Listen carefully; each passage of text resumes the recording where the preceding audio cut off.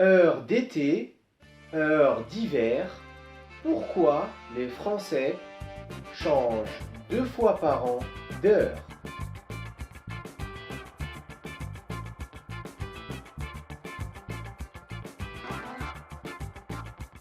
Bonjour à toutes et à tous, c'est Nassim pour le site secretdefrançais.com. Aujourd'hui, nous allons parler du changement d'heure en France. Mais avant, je vous invite à cliquer sur s'abonner. Si vous n'êtes pas encore abonné, c'est maintenant qu'il faut le faire pour recevoir toutes les semaines un cours de vocabulaire gratuitement. Alors, l'heure d'hiver, l'heure d'été. Un grand problème pour beaucoup de Français. Pourquoi il y a eu l'instauration du changement d'heure 2 fois par an? Eh bien, avant, il faut savoir que le changement d'heure existe depuis très longtemps dans toute l'Europe et aussi dans certains pays du monde.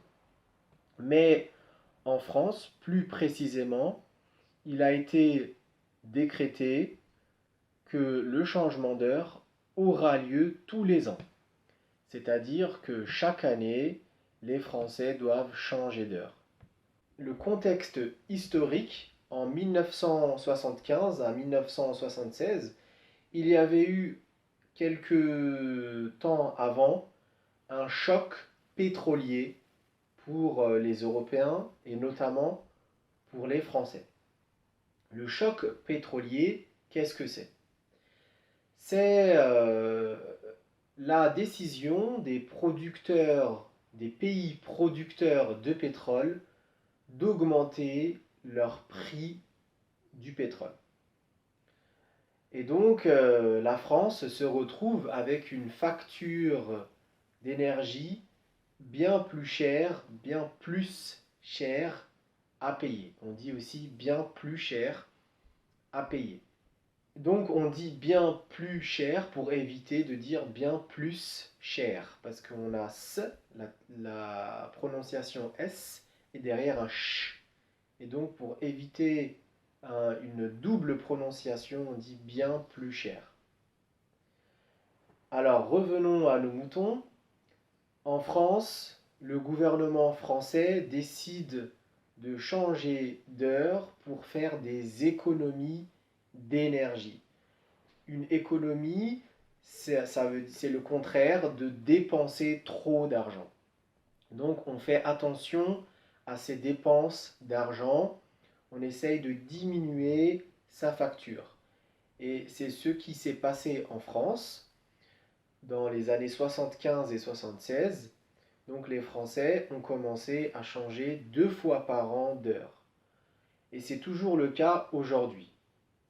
Au mois d'octobre, on passe à l'heure d'hiver. Donc c'est le dernier dimanche d'octobre.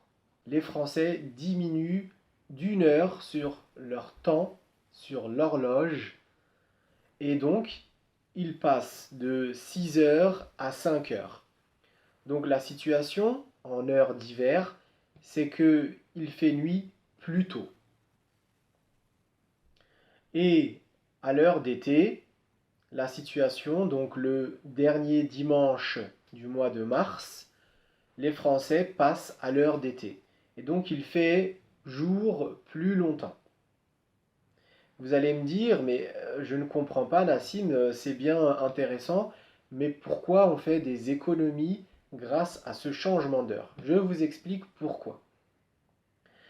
Eh bien, la situation à cette époque, c'était que, comme aujourd'hui d'ailleurs, les lampadaires dans la rue, donc le système d'éclairage public, donc toutes les lampes dans les rues, eh bien, s'allumaient 1 heure plus tard en été, avec l'heure d'été. Et en heure d'hiver, les lampadaires, donc le système d'éclairage public, s'allumait 1 heure plus tard ou s'éteignait 1 heure plus tôt le matin. Donc l'objectif était d'économiser de l'argent sur le système d'éclairage public, mais aussi sur la consommation d'énergie des Français. Puisqu'il fait jour plus tard, les personnes chez elles allument la lumière 1 heure plus tard. Et en hiver, les personnes qui se lèvent très tôt allument la lumière plus tard. À ce niveau-là, on peut être d'accord, ok, c'est très bien, mais aujourd'hui, il y a des critiques vis-à-vis de ce changement d'heure. Pourquoi? Eh bien, parce qu'il y a des répercussions à cause de ce changement d'heure sur la santé des personnes et on remarque aussi une augmentation du stress, une baisse de l'humeur, donc des personnes un peu moins motivées, des personnes plus fatiguées à cause de ce changement d'heure, de ce changement d'habitude. Imaginez que les personnes dorment 1 heure de plus, enfin théoriquement, elles peuvent dormir 1 heure de plus et elles doivent en fait être actives 1 heure de plus aussi. Donc selon la situation, donc au mois de mars, les personnes sont actives 1 heure de plus parce qu'il ne fait plus nuit à 8h30, mais à 9h30 par exemple. Et il ne fait plus jour à 6h, mais à 7h. Donc quand une majorité de personnes se lèvent à 7h, pour les économies d'énergie, en théorie, c'est parfait. En hiver, c'est le contraire. Les personnes dorment 1 heure de moins. Et là, c'est plus théoriquement, c'est dans la pratique, parce que si on est habitué à dormir jusqu'à 7 heures, eh bien, on va se réveiller biologiquement, on sera habitué à se réveiller à 7 heures, et l'horloge, elle sera changée, on aura 1 heure de moins, et il sera 6 heures du matin. Donc les gens dorment 1 heure de moins. Mais la critique aujourd'hui est sur 2 points. Grâce à l'avancée de la technologie, eh bien, les lampes, les lampadaires, les produits électroménagers comme le frigo, le lave-linge, le lave-vaisselle, utilisent moins d'énergie.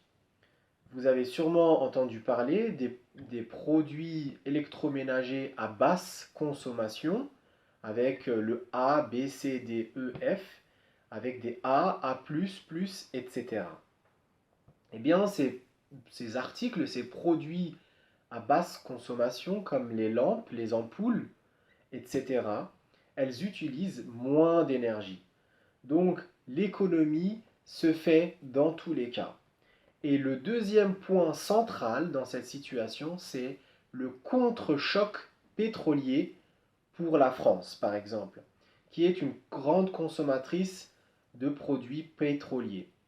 Mais, comme vous avez pu le remarquer, donc l'actualité mondiale, le prix du pétrole a été divisé par 2. Donc si avant il coûtait 100 dollars, aujourd'hui il coûte 50 dollars. Donc c'est vraiment une économie considérable sur le prix et la consommation. Donc la question de gagner ou de perdre 1 heure de consommation ne se fait plus et c'est pour ça qu'il y a des critiques qui sont émises, donc qui sont exprimées vis-à-vis de ce changement d'heure. Comment ça se passe chez vous? Donc dites-moi dans les commentaires, est-ce que vous changez d'heure 2 fois par an? Qu'est-ce que vous en pensez? Et n'hésitez plus à vous abonner, c'est gratuit, vous recevrez mes vidéos directes par email. Dès qu'une vidéo sera publiée sur le vocabulaire, vous recevrez simultanément la nouvelle vidéo. Allez, portez-vous bien et je vous dis à bientôt!